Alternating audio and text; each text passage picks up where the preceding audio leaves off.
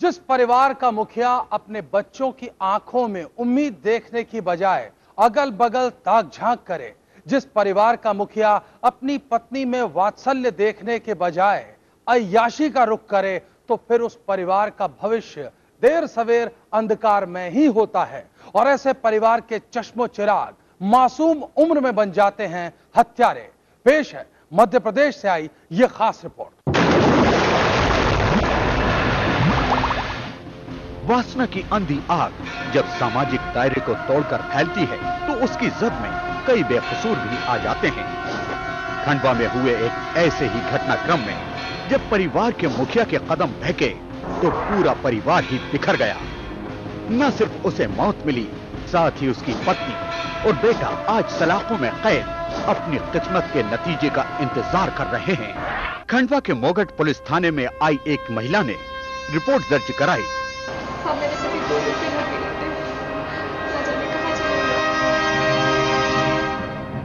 कि सिहाड़ा रोड पर संग्राम ढाबा चलाने वाला उसका पति 2 रोज से लापता है।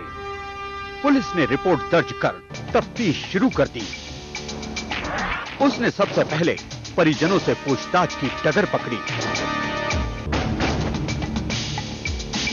पुलिस को अपने मुखबिरों से मृतक के चरित्र के बारे में ऐसी जानकारी मिली थी जिसके आधार पर पहला शक परिजनों पर ही जाता था।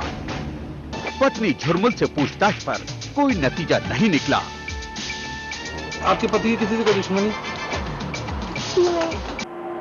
लेकिन पुत्र सोनू आसानी से टूट गया। उसने बताया कि उसके दोस्तों के साथ मिलकर उसने अपने पिता का कत्ल कर दिया है। लाश उसने एक कुएं में डाल दी है।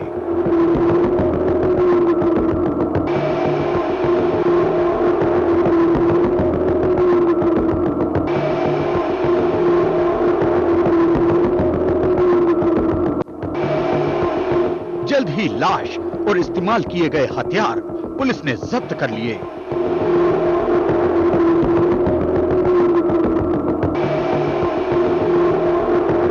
वारदात की जो वजह सामने आई वो अवैध संबंधों के ताने बाने में लिपटी दास्ताने जुर्म थी। आ गए आप? हाँ।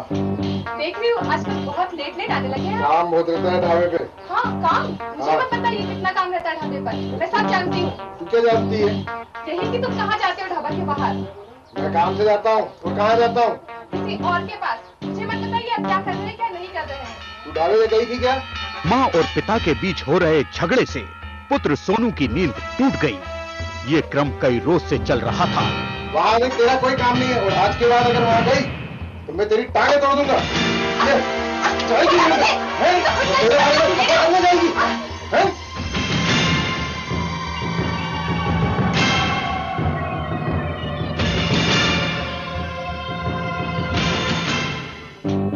पिता शंकर सोलंकी सिहाड़ा रोड पर एक ढाबा चलाता था। ढाबे की कमाई अच्छी खासी थी जिस कारण घर अच्छे से चल रहा था।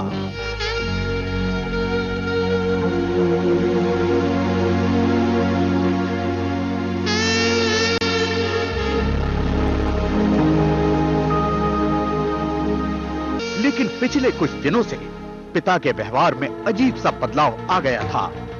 अब वो घर में एक भी पैसा नहीं देता था। ऐसा नहीं होगी ना दो तो दिया उत्तर में काम चला।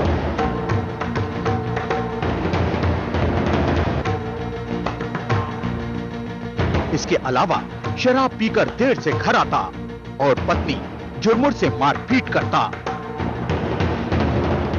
हालात जब ज्यादा खराब होने लगे तो झुरमुल पति के स्वभाव के बदलाव का कारण जानने ढाबे जा पहुंची। ढाबे के कर्मचारियों ने जो कुछ बताया उसे जानकर झुरमुल के पैरों तले जमीन खिसक गई। दरअसल उसका सुहाग इन दिनों किसी गीता नाम की लड़की के चक्कर में था। ढाबे से चाहे जब वो गीता के पास चला जाता वहां शराब की महफिल जमती और इसी नशे में वो दिन भर की सारी कमाई गीता को थमा बैठता। गीता चाहे जब ढाबे में चली आती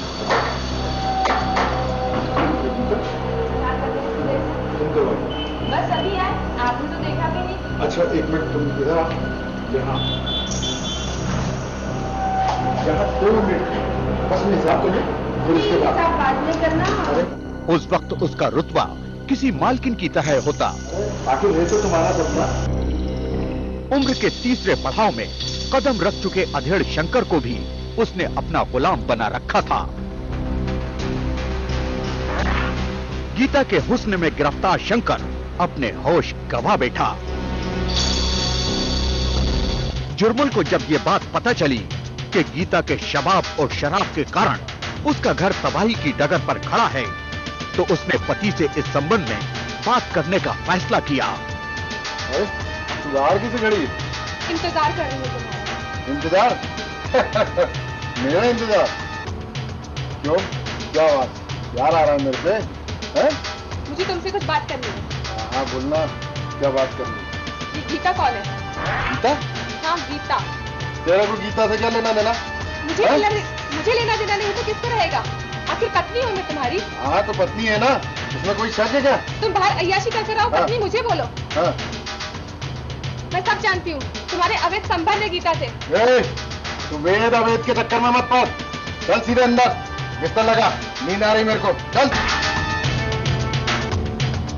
गीता गीता गीता, तुम उस गीता को छोड़ क्यों नहीं देते?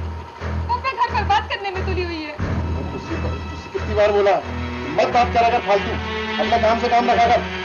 तुम बाहर क्यों जाते हो उसके पास? छोड़ क्यों नहीं देते उसे? मैं कहीं भी जाऊँ तुझे उससे क्या मतलब है? जब शंकर घर आया तो पत्नी के बीच विवाद का अंजाम मारपीट तक जा पहुंचा। शंकर ने साफ कह दिया कि वो किसी भी हालात में गीता को नहीं छोड़ सकता। पति पत्नी के बीच कहासुनी रोज मारपीट पर समाप्त होती।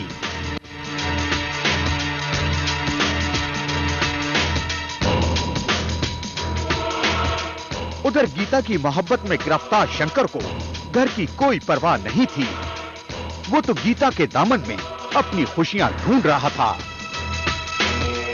शंकर के भटकाव और घर में बदहाली सोनू से छिपी नहीं थी। किशोर अवस्था में कदम रख रहा सोनू माँ बाप की लड़ाई का मतलब अच्छे से समझने लगा था। माँ के साथ होने वाली रोज रोज की मारपीट के कारण वो गुमसुम सा रहने लगा।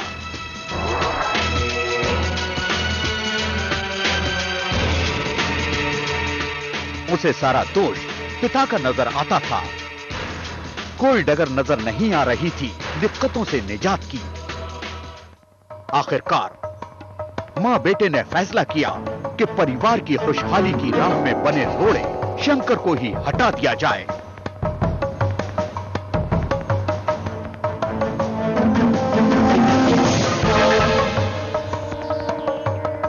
योजना बन गई। सोनू ने अपने कुछ दोस्तों को भी शामिल कर लिया। घटना वाले रोज शराब के नशे में चूर शंकर बीवी से मारपीट के बाद आने वाले तूफान से बेखबर सोया हुआ था।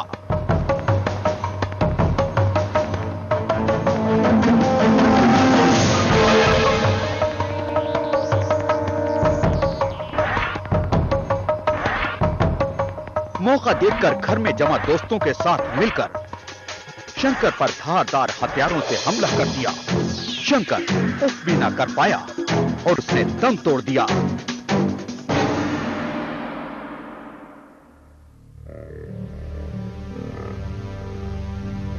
शंकर की लाश को उठाकर पास के कुएं में फेंक दिया गया।